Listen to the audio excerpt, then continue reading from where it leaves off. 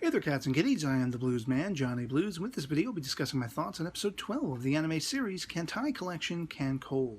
For all intents and purposes, the Season 1 finale, and I'm emphasizing Season 1 because if you watch the episode, by the end, you basically have an official confirmation that there's going to be a sequel to it. Whether that, is actually a second season, or an OVA, or a film, anime film, that kind of thing, remains to be seen. Nothing's set in stone or has been basically talked about, officially what it's going to be. But we know that there is going to be more anime of this particular franchise to come following this first season. And this was definitely an interesting finale. Let me go ahead and get sort of my one biggest gripe about this finale episode out of the way. And that is something that's very par for the course of this series. I mean, it's been very on again, off again for me personally, as far as how stringently they've been paying attention to the overall narrative of this, particular story, and the offshoots into absurdity and comedy and slice of life. Basically, my one biggest, sort of downpinning for this episode is there was an entire lack of jeopardy at all whatsoever in the entirety of the finale. I mean, the whole thing is this Operation MI battle, and for that being said, there's not a lot of actual battle that we see, and it's certainly one-sided. I mean, the Abyssals basically look inept from the get-go. I know there are, people who are KanColle fans, game, anime, otherwise, that really love the Abyssals, and I have to say, sort of overall in the history of this series, from episode 1 to episode 12, the Abyssals have never seemed to be very impressive to me.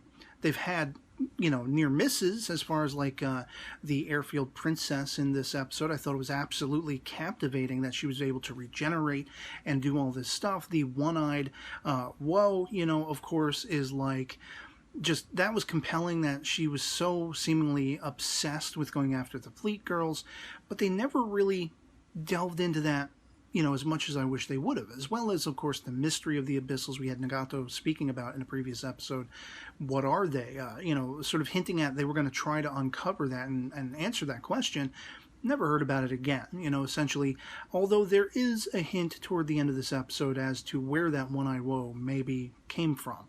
And it goes all the way back to one of my earliest speculations, and I know a lot of people have shared in that.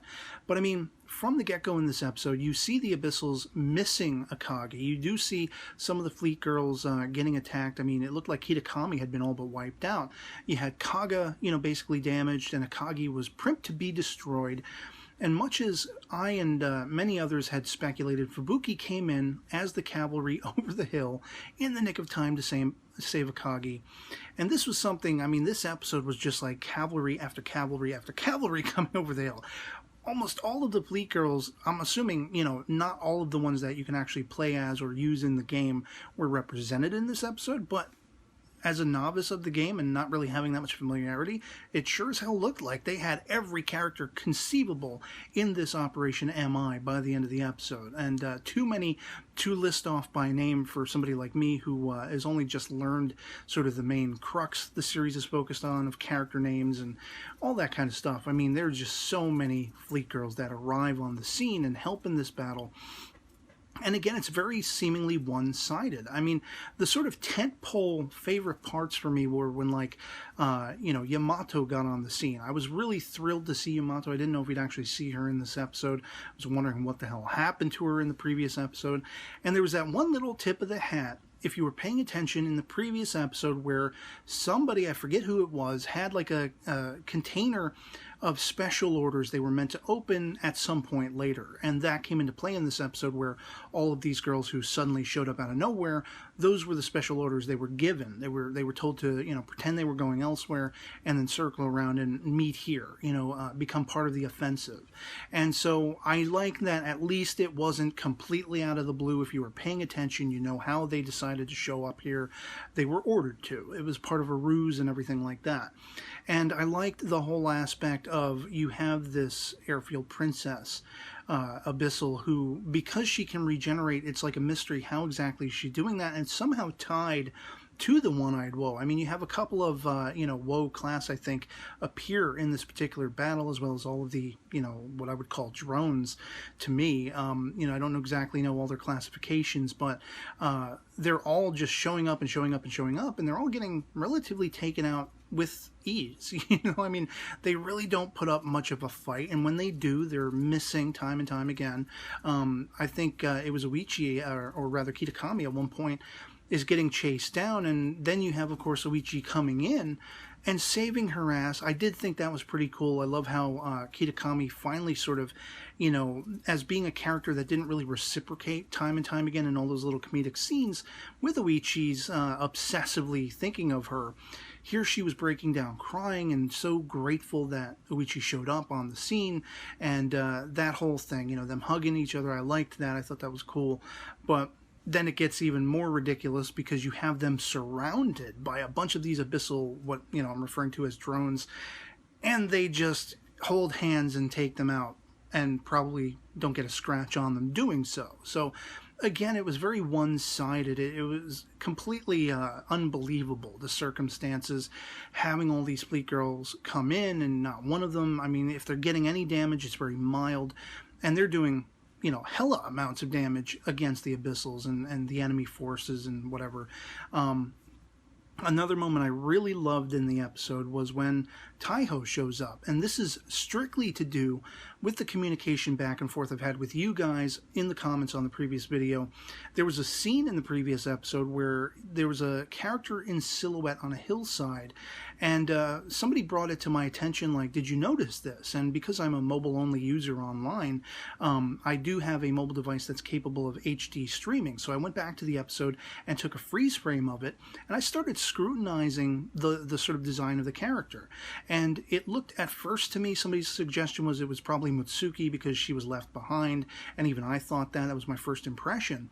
But then somebody called attention to Taiho's character design, and I started really scrutinizing the look and shape of that image, the character in it, I should say, and you could see basically in the silhouette the neck brace thing that she has up here. You could see the body brace to a point, and I noticed that there were stockings that went all the way up to just about the skirt line, and then they stopped.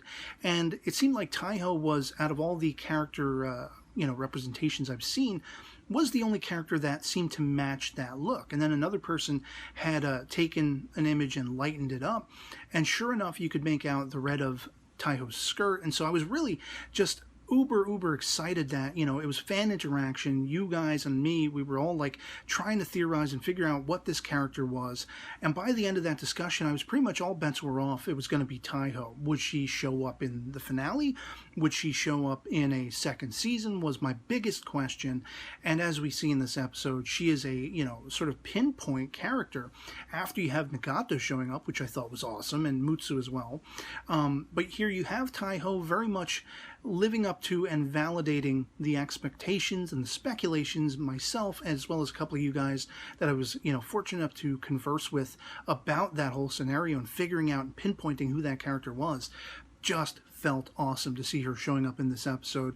And those are the tentpole favorite moments for me, along the lines of this, cavalry showing up. I mean, Yamato, Nagato, Mutsu, when Taiho shows up, those were my favorite moments in this episode. Of course, once the battle is done, you have this very chief sort of hint that calls back on sort of an ominous question that's been, ever since basically Kisaragi had died. And I had put forth the speculation, and I'm not the only one. I know there are other people who have as well, brought up this potential, theorizing essentially who this One-Eye Woe was. I had basically put forth the speculation, could this have been Kisaragi? And when we see this One-Eyed Woe defeated in this episode, there's a final shot of bubbles coming up to the surface, and you see that sort of flowery bit of Kisaragi's hairpiece. And that, to me, basically solidified and signified in my mind that these fleet girls are, when they are destroyed, potentially converting into abyssals and becoming a threat. And this could be exactly why they were one step ahead and seemed to be in line with whatever the Fleet Girl initiative were going to be doing. You know, they would show up, like when they all abandoned the Naval District for a little while, the abyssals knew it, and they, you know, took it out. They tried to take it out. Of course, it was fixed and repaired and everything like that subsequently. But it does play into the mystery aesthetic of where do these Fleet Girls come from? Where do these abyssals come from? Are they potentially related? There's a fan manga, as I said, you know, in a previous video that one of you guys had actually pointed out to me, that delves even more deeply into this kind of story aesthetics I wish would have been implanted into the anime, because it would have been that much more compelling with the seemingly lacking level of detail as far as where these characters and themes originate in the game, that is to say. I think the anime could have really filled out a lot of the details, and it's a missed opportunity that they didn't, but they do at least get that one little notch in with Kisaragi's headpiece flowery thingy to sort of hint toward that, and I appreciated that for what it was. I'm sure there are going to be people still speculating it means something else, but I mean, Kisaragi's been out of the fold for so long, why would it show up there now as soon as this one-eyed woe was destroyed? So to me, that was absolutely captivating and compelling. And, you know, by the end of this episode, of course, we see all of the girls basically make it home. They're all resuming their normal sort of activities. You have Kongo going and accosting the Admiral, and it looked like one of her fellow sisters jumped right on top of her as well. And you have that sort of great moment toward the end. If you're a fan of Fubuki, who has been the MC of this anime, and I am, because of course, how can you not be? She's the one they really developed the most through their own faults or poor choices, or, you know, whatever you want to say. Fubuki is the most, you know, characterized character, if you will, in the entire series. And I loved being able to sort of pick up on that revelation that the Admiralty knew she was the pivotal role in this whole thing. It's like picking your characters for a game, and, you know, you have that one chief character that's sort of the underdog, but that's the one you're going to be utilizing for your, you know, basic final battle and everything. And whether that character is actually weak in the game or not, this is an anime. It's not playing out the same way. Although I do have to say that that entire battle with the Abyssals did feel like a boss fight, because you have your first team of Fleet Girls going up against the first team of Abyssals. They take them out, but then another team of Abyssals shows up. Then you have a cavalry, you know, a bunch of girls showing up. And this continues until finally you realize you can't take out the main boss, which in this case would be the Airfield Princess. You have to take out one of its sort of subsidiary bosses, which is continually regenerating and healing it, and then you can take out the final boss. So it did feel like, and play out to my mind, as a boss battle in a game, that final battle. But you have, you know, Fubuki, as I say, toward the end, on that hillside, just thankful and grateful that all of her friends came home alive. No lives were lost, and the Admiral approaches her. She says, "Welcome home, Commander."